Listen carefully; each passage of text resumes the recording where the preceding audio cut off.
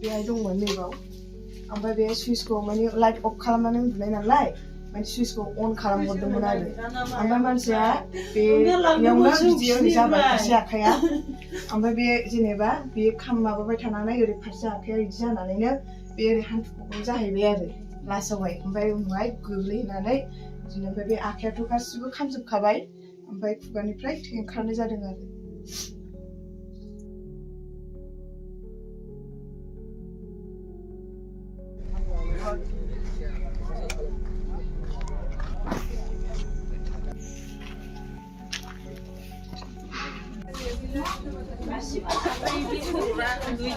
आंनियाथ' बेयाव सेंग्राफोर एसे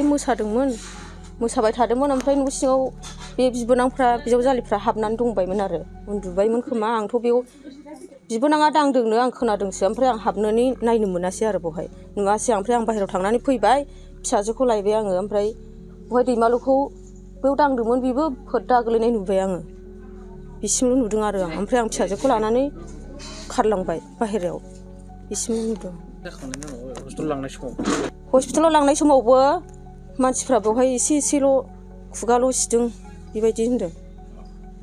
संनाया ब्लाव ब्लाव जोंब्लावथारो एकदमबारे बबेनिफ्राय जानाया माबोरै जाया बियो जानायाथ' बैयाव जाहैजेनग्रोबाय नालाय बेयाव जानानै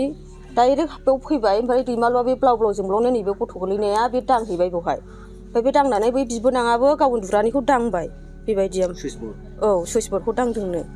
बन्द' खालामनो नाजानाय औ बन्द' खालामदोंमोन न'खराव माबोरै जाजेननाय जों सानैजों उन्दुबाय दा ओमफ्राय बिहा मबाइल नायगासिनोमोन आंहाबो नायफादोंमोन बिखौ ओमफ्राय कारेन्टआबो बै माबायावनो अरबायदि जोंदोंमोन गिदिर गोजौआव जोंदोंमोन ओमफ्राय गावहा सिखारनानै एसे हाखु दाखु थाबायनायानो थाबायबाय दा ओमफ्राय बेयावनो दामबाय दा बे गावहा एसे फासयो मानसियानो फासयनानै ओरै हायाव खोलैबाय ओमफ्राय बे गावहा ओइ होनबाय ओमफ्राय सोरबा दरखौ नारदोंना जायखिया नारदोंना आखाइजों बोखारनाय जाबाय बिराद ओमफ्राय न' सिङाव हाबबाय ओमफ्राय मानसिखौ थिखोबाय ओमफ्राय आंहा सिखारबाय मा जाखो होननानै सिखारबाय दा ओमफ्राय खामसालियाव ज' दावराव जाबाय थाबाय बेखौनो नायबाय थाबाय थैनाया बारा थैयाखैमोन एसे जिउ दङमोन थैहांनो नागिरदोंमोन जों मिथिया आवाज खोनादों अयथासार आवाज खोनादों उन्दुलांनाय नालाय ओमफ्राय बैयाव इनभार्टार दङ बे कारेन्ट आवाज जालाबायदों जोंबो अकस्मात जादों बारा खेल मोनासै माबा जाबाय होनना फोजादों आं हौवाखौ फिसाजोआ गेजेराव उन्दुनाय हौवाया ओरै जिङाव उन्दुनाय हाखु दाखु ओंखारनानै अबाव मा खालामो आंबो ओंखारगासिनोमोन बेहा एसे सिगां गालांनायाव जाहैबाय बोखांमोन आं हौवाखौ आंखौ नारखारबाय थादों कारेन्टआ ओमफ्राय नारखारबाय थाबाबो बामखांना लादोंमोन आं हौवाखौ मावजोबनानै फरायोमोन क्लास 5आव बाहेरायाव ओंखारनानै अफ खालामहैदों अफ खालामनानै हौवाखौ बोखांफैबाबो कारेन्टआ आंखौ बोखावदों हौवानाव दंबावोमोन कारेन्टआनो गावखौबो नारगारनायखौसो जेनेबा एसे कारेन्ट दङावनो आं हौवाखौ हमदोंबाबो आंखौ माने जेबो खालामाखै आंनि हौवाखौल' मोनबाय बे इसोराबो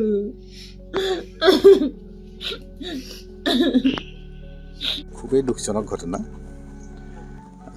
মাইকেলৰ আপোনালোকে দেখিছে যোৱাকালি বিয়া হৈ গৈছে তাৰ ৰাতি সি তাৰ ৰুমতে যেতিয়া এটা স্পাৰ্ক কৰা দেখিলে ছুইচ বৰ্ডত সেই ছুইচ বৰ্ডত স্পাৰ্ক কৰা দেখি সি ছুইচ অফ কৰিবলৈ গৈ পেলাই সেই মুহূৰ্ততে ঢলি পৰে তাৰ ৱাইফৰ সন্মুখতে ৱাইফে প্ৰত্যক্ষ কৰি আছে আৰু বিয়াৰ পৰ্ব শেষ হোৱাই নাছিলে আগফালে যথেষ্ট মানুহ আছিলে হুলস্থুল শুনি পেলাই দৈমালু যিজন আছে দৈমালু বাহিৰত বহি আছিলে তেওঁ আহি পেলাই যিটো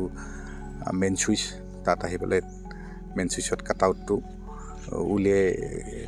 কাটিবলৈ তেওঁ চেষ্টা কৰোঁতে তেখেতো সেইখিনিতে ঢলি পৰে আৰু ইফালে আপোনালোকে দেখিছে এই নাতি দূৰত ঘটনাস্থলীৰ পৰা বিয়া ঘৰৰ পৰা 50 মিটাৰ আঁতৰত বিজয় ঘৰতো এই একেই ঘটনা বিজয়ো শুই থাকোঁতে ছুইচ বৰ্ডত স্পাৰ্ক দেখি পেলাই মোবাইল চাৰ্জত দিয়া আছিলে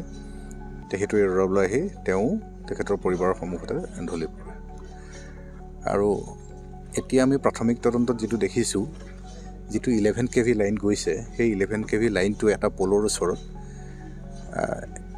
এটা লাইন ছিগি পেলাই, যিটো ইয়াৰ ছাৰ্ভিচ লাইন যিটো আছে ছাব লাইন, তাত আহি পেলাই পৰিলেহি। ফলত যিমানখিনি এইখিনিত আশে পাশে যাৰ যাৰ ঘৰত ইলেক্ট্ৰিকেল কানেকশ্যন আছে, ইলেক্ট্ৰিচিটি, চবতে এই বস্তুটো হৈছে, স্পাৰ্ক কৰিছে চবৰে ঘৰতে, যিখিনি কথা শুনিছোঁ। কিন্তু এইটো মাজনিশা হোৱাৰ কাৰণে আমি এই 3জন আমি হেৰুৱাইছোঁ। হয়তো এইটো দিনৰ ভাগত হোৱাহেঁতেন আৰু ডাঙৰ ঘটনা ঘটিলহেঁতেন। এতিয়া আমি চাওঁ কি কৰোঁ। বাকী যিখিনি যাৱতীয় কাম, 3জন বৰ্তমান আমাৰ কাজলগাঁও হস্পিটেললৈ অনা হৈছে।